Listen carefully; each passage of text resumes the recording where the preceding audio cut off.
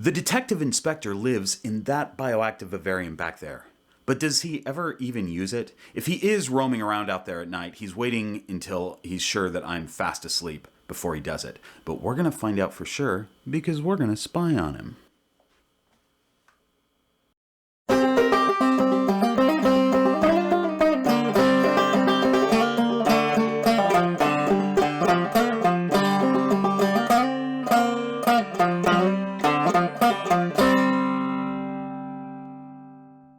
Welcome to the Green Room. I'm Bob Bledsoe. We have a couple of things to cover before we get to the spy cam. The first of which being, this channel hit 1,000 subscribers this week, which is very exciting. We are 5 months into the existence of Green Room Pythons, and 1,000 subscribers at this point way exceeds what I expected or was hoping for in this channel. So thank you so much to those of you who have watched the videos and liked and hit the subscribe button and things like that.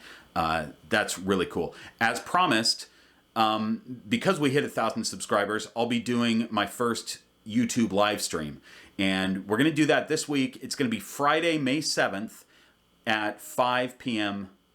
Pacific time. So that's 8 p.m. Eastern time and whatever's in the middle there and on the outsides and such. The topic of the live stream is going to be, I think, probably snake behavior. But there's also a Q&A. And the Q&A portion, which we'll go throughout the live stream, is totally open-ended. You can ask questions about snake behavior or snakes or cats or I don't know anything about cats, but I'll make something up. Do you want to know the average rainfall in Baltimore annually or monthly? Ask me. I'll make something up. Do you need bad relationship advice? I'm fantastic at bad relationship advice. So, open-ended Q&A, but we'll chat probably about snake behavior. The other cool thing that I'm almost at on YouTube, and this is kind of a big YouTube milestone, is 4,000 watch hours.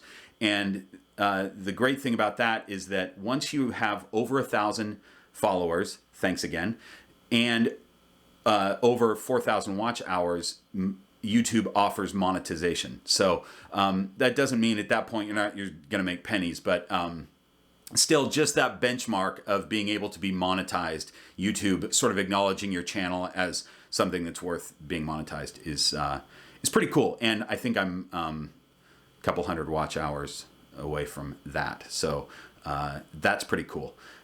Kent, you've had your hand up almost this whole time. Do you have a question? No, I just noticed that you hit 1,000 subscribers right after we started doing Kent's Corner. So what are you saying? I mean, it's a pretty popular segment. So, should we just move on to your Kent's Corner for this week? Yeah, we should. Let's do that. Hi, and welcome to the hugely popular viral segment, Kent's Corner. For today's episode, I'll be reviewing the camera that we're going to use to spy on the snake at night. And the camera is called Reolink. Can you see that?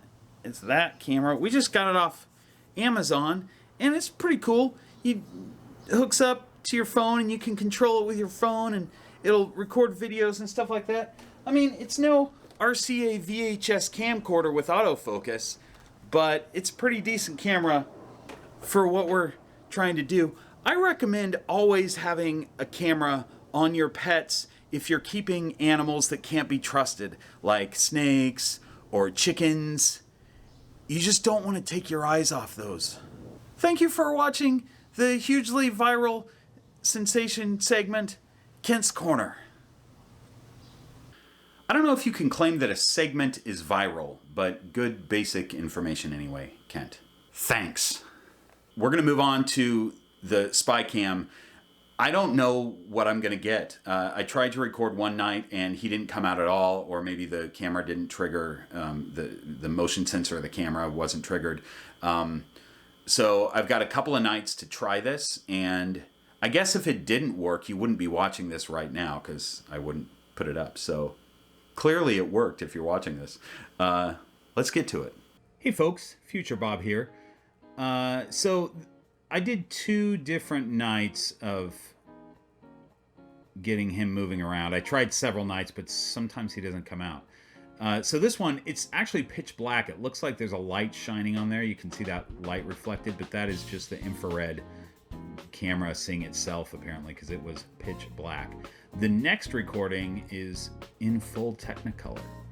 But he's cruising around, so, you know, he likes to climb around, and if he was a big, heavy-bodied female, and it was a taller enclosure, that could be a problem, because he does fall a lot.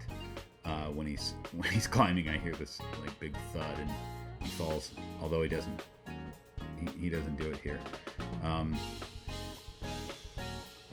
Definitely very active, though.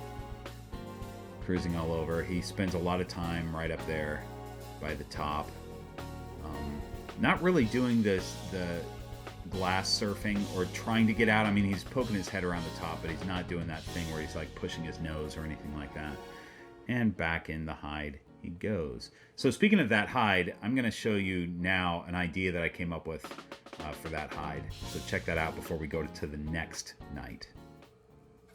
I had a thought this morning as I pulled the inspector's hide apart to clean the components of it. He's got this subterranean hide, and he's sitting on the glass down there. I always pull him out as well, and I just use that as a time to handle him whenever I do that. And I decided that I'm going to start not pulling him out because I don't want him to associate me taking his hide apart with him being ripped out of his enclosure all the time. Because I'm sure that he doesn't always appreciate that or ever appreciate that. So I think what I'm going to do is just kind of leave the doors open and let him, if he chooses to, he can come out and explore a little bit. I do that with his girlfriends. I open their enclosures, and if they want to come out, they can come out and wander. And I'm going to start doing that with him as well, just so that he doesn't always think that he's going to be pulled out every time I take his hide up. As I sort of expected, he went into his cold side hide instead of coming out of his enclosure, but at least he had a experience where I went in to mess with his enclosure and did not pull him out. So I think that's probably something that might be important. There's his hide all put back together and ready to go. Once he realizes it's back, I'm sure he will move back to his warm side hide. That's where he spends like 90% of his time. You guys, I have an idea. I don't know if this is going to work or not, or if there's going to be any reaction or not, but the inspector ate 5 or 6 days ago. He's due to eat again in a couple days, and he's probably hungry. I'm going to take a weaned rat, just a little weaned rat, and leave a scent trail for him around the enclosure. I warmed it up in a plastic bag in hot water so the room doesn't smell like rat. So hopefully when he comes out, he will sort of pick up a scent trail. And then I'm going to hide it. I don't think he's going to eat it. I think he'll be interested in the smell. If he does eat it, that's okay. What I'll do is I'll just feed him another one in the morning, and that'll be his meal for the week. But I don't think he'll eat it. I think that he'll be interested. So I think what I'll do is just leave it. Can you see that? There's a little seed pod. I'm just going to leave it in the seed pod. It's like a perfect bowl. So there's a little weaned rat. Okay, again, this is sped up 5 times. This is really interesting. I cut out a lot because he spent a lot of time sort of poking around. He didn't go up and all over the place, but he smelled something right around where he's at right now. He's getting a drink of water, and then he's going to look around again, and he finds it.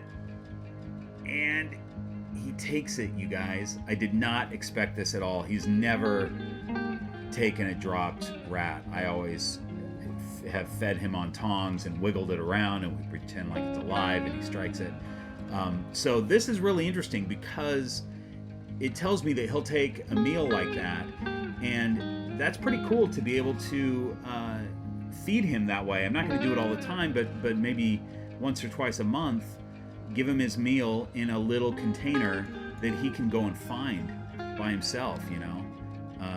That's a cool little enrichment thing for him to be able to do. I don't think I'd put it in a seed pod every time, but in like a little Tupperware container or something.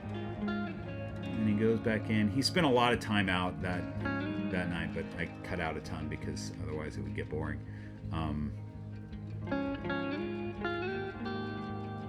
So there he goes, back into his hide. I hope that was interesting. I don't know because this is still the first day of shooting. Kent, let's shoot the sign off right now. Why don't you do it? I don't know what to say. We haven't recorded the night stuff yet. Just pretend we already shot it. Just say something generic about what you think he might do tonight.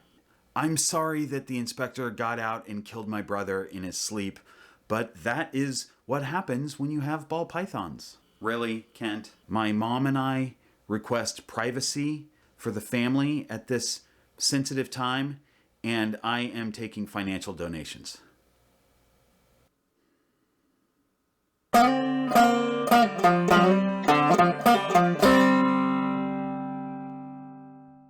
Join me for the live stream on Friday, you guys.